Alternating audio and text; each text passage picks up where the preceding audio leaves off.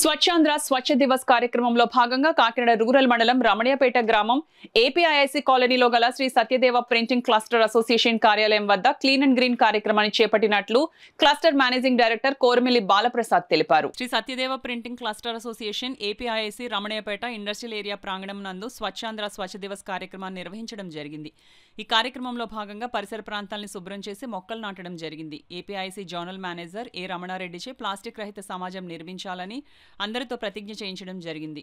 ఈ సందర్భంగా జిల్లా పరిశ్రమల శాఖ జనరల్ మేనేజర్ సిహెచ్ గణపతి మాట్లాడుతూ, మనం పనిచేస్తున్న పరిసర ప్రాంతాలు పరిశుభ్రంగా ఉన్నట్లయితే మానసికంగా ఉత్సాహంగా ఉండి పని మీద శ్రద్ధ పెరుగుతుందని చెప్పడం జరిగింది. Shri Satyadeva printing cluster managing director Koramilli Balaprasad ఈ ప్రాంతంలో మురుగునీటి పారుదల వ్యవస్థ కొద్దిగా ఇబ్బందికరంగా ఉండి నీరు ఎక్కడికక్కడ నిలిచిపోవడం ద్వారా కొంత అశుభ్రత వాతావరణాన్ని కలుగజేస్తుందని, దీనిపై జనరల్ మేనేజర్ జోనల్ మేనేజర్ దృష్టి సారించి సమస్యను పరిష్కరించవలసిందిగా విన్నవించారు.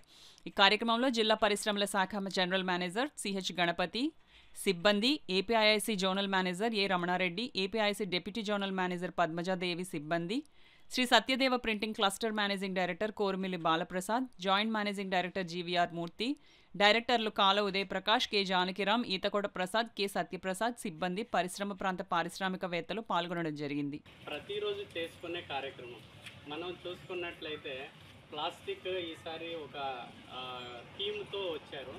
ప్లాస్టిక్ లేనిదే మనిషి మనుగడ లేదు.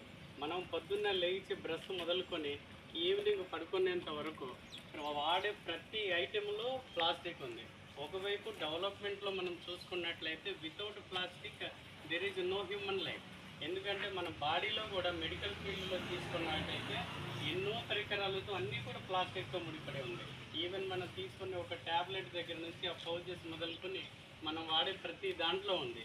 పొద్దున్న మనం ఏదైనా బయటకు వచ్చేసి సరుకులు పట్టుకెళ్ళాలనుకుంటే చేతులతో మనం ఏంటి బ్యాగ్ పట్టుకొని అలవాటు పోయింది ఇదివరకు ఉన్నట్టు. ఇప్పుడు ప్రతిదీ కూడా ఒక కవర్ ఇవ్వకపోతే మనం షాప్ కీపర్తో గొడవ పెట్టుకుని అది మనం కావాలని యూటిలైజ్ చేసే పరిస్థితికి అలవాటు పడిపోయాం.